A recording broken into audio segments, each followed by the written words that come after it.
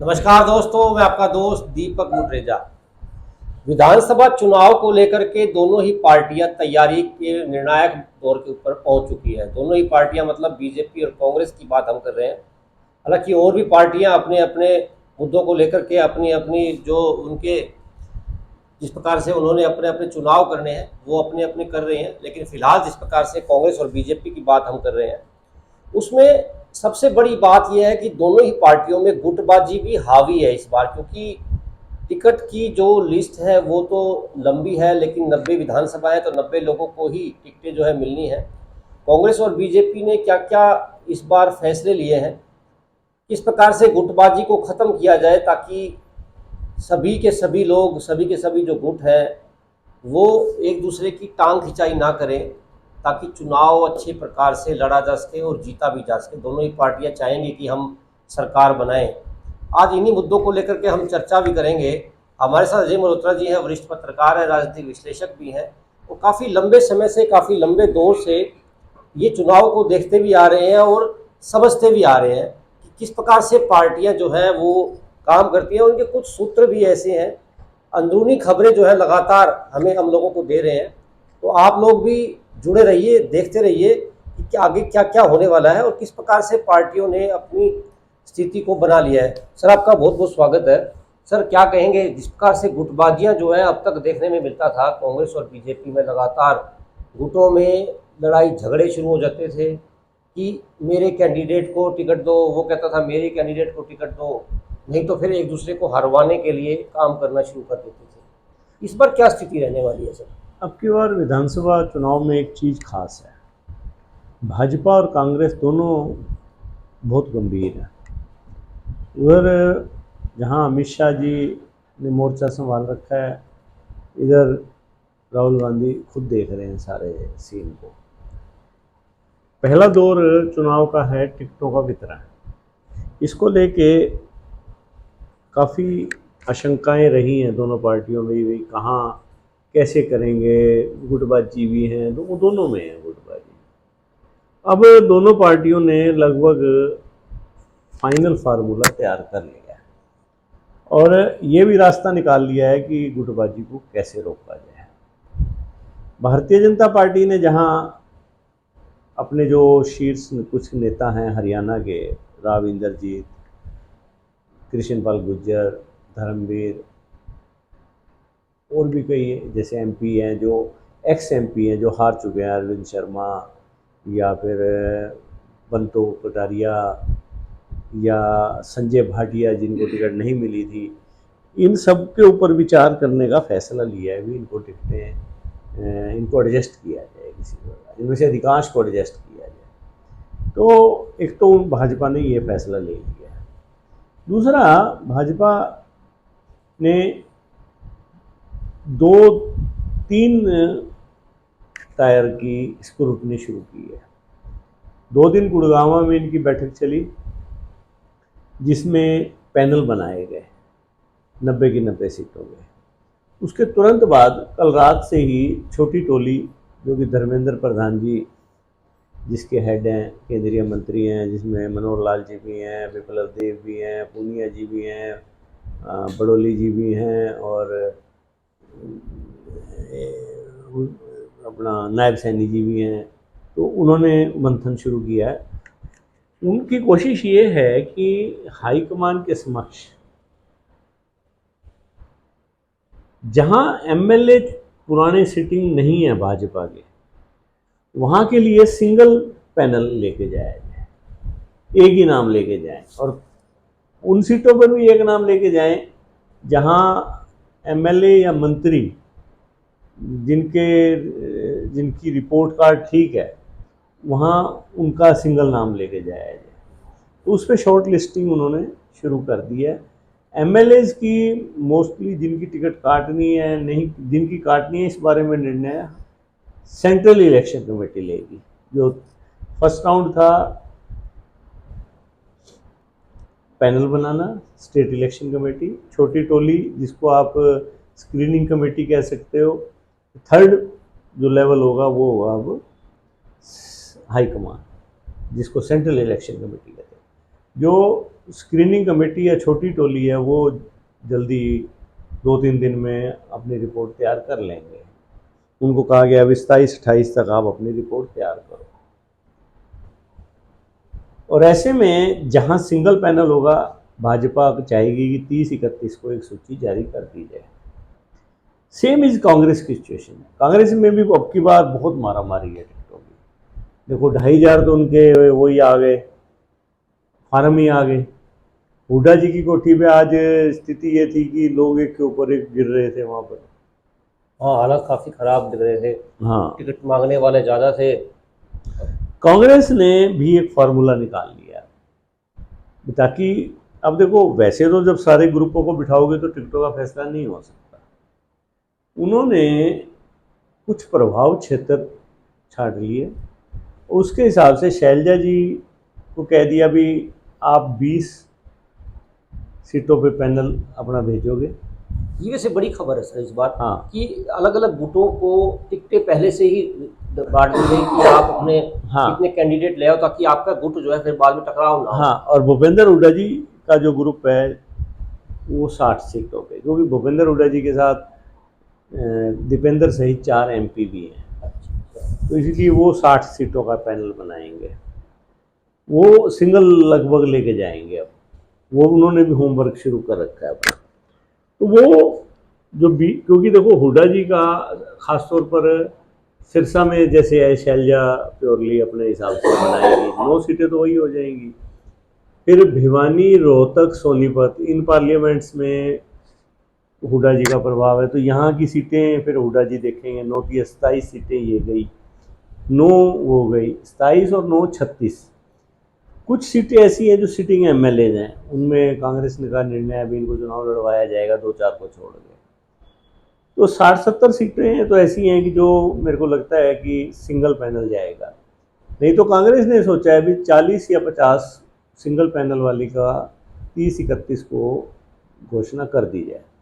कांग्रेस भी एक सूची 30-31 को कर सकती है घोषणा। सेकंड पैनल के लिए जो सेकंड सूची आनी है उसके लिए स्क्रीनिंग कमेटी नेताओं को बिठाएगी और प्रभाव क्षेत्र के हिसाब से। हाँ, स्क्रीनिंग कमेटी ये भी देखेगी कि मान लो शैलजा ने नाम दे दिया या हुड्डा जी ने नाम दे दिया, क्या AICC का जो सर्वे है उसमें उसकी क्या पोजीशन है कैंडिडेट की। अगर उसमें पोजीशन नहीं है और यहाँ ये नाम दे रहे हैं तो उसको टिकट नहीं मिलेगी। जैसे अच्छा फैसला है। हाँ, AICC के जो वो हैं वहाँ रिप्रेजेंटेटिव है स्क्रीनिंग कमेटी का, अजय माकन जी की अध्यक्षता में जो कमेटी है वो, उसमें 3 मेंबर हैं। श्रीनिवासन जी हैं जो यूथ कांग्रेस के राष्ट्रीय अध्यक्ष हैं, आपके माखन जी हैं, और 1 या 2 और हैं। तो वो लोग अपनी सूची लेके बैठेंगे सर्वे वाली। वो उसमें ये देखेंगे कि शैलजा ने जो नाम दिए हैं उनमें उनकी क्या स्थिति है, उनको टैली करेंगे। भूपेंद्र हुड्डा जी ने जो नाम दिए हैं उनका क्या करेंगे, क्योंकि वो प्रभारी भी बैठे होंगे उस टाइम। तो इसलिए कांग्रेस को भी ज़्यादा आपकी और मशक्क़त नहीं करनी पड़ेगी ये फार्मूला बनने के बाद। तो कांग्रेस की भी कोशिश ये है कि 30-31 को वो अपनी पहली लिस्ट ले आएंगे और 4 या 5 को दूसरी सूची आ जाएगी उनकी। अब भूपेंद्र हुड्डा जी ने इंटरनली अपना सूची बनानी शुरू की है, दीपेंद्र और अपना शैलजा जी ने अपने सिरे से। हाँ, रही बात जैसे कैप्टन अजय चिरंजीव राव हैं या रणदीप सुरजेवाला हैं या फिर आपके वीरेंद्र सिंह के पुत्र हैं विजेंद्र, तो इनकी टिकटें भी लगभग फाइनल है। रणदीप सुरजेवाला का बेटा चुनाव लड़ेगा, ये भी टिकट फाइनल है लगभग कैथल से।